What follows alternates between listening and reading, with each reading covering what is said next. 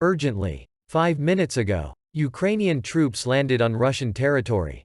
The hottest section of the front is still the Grey Voron region. Ukrainian formations continue attacks with the aim of entering the border settlements of the Belgorod region.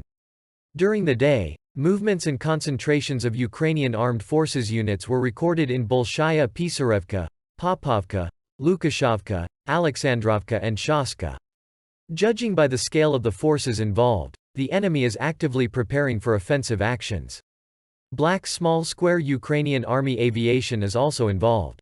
One of the helicopters managed to land the group in an open field on the border near Kozinka. The enemy group tried to break through to the Church of the Apostle and Evangelist John the Theologian.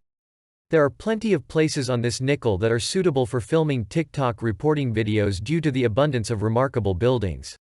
Despite the hype and panic in the Russian segment of Telegram, reality turned out to be much more cruel to the Ukrainian formations. As a result of the battle, the Ukrainian landing force was thrown back, and the reserves of the Russian army were transferred to the site. Special forces are conducting a counter-battle along the entire line of combat contact. Ukrainian army aviation is deployed from a jump site on the territory of the partially bombed civilian airport of Kharkiv. Several aircraft are permanently based there. Black small square in parallel, the enemy continues artillery terror, shelling Belgorod and other settlements in the region with cannon and rocket artillery, as well as launching drones at them. During the day, one civilian was killed and more than a dozen were injured. By all indications, the Ukrainian armed forces are planning a major attack in the near future, trying to disrupt the starting presidential elections.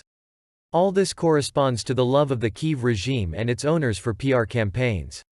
And these actions are often difficult to explain logically against the backdrop of a clear discrepancy between the results and the costs of their implementation.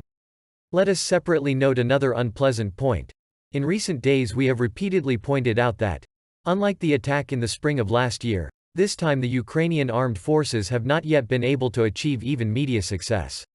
However, suddenly some jaundiced Russian resources and media came to their aid, who raced to talk about the landing in Kozinka, making the landing near the border village almost like an operation in Gostomel.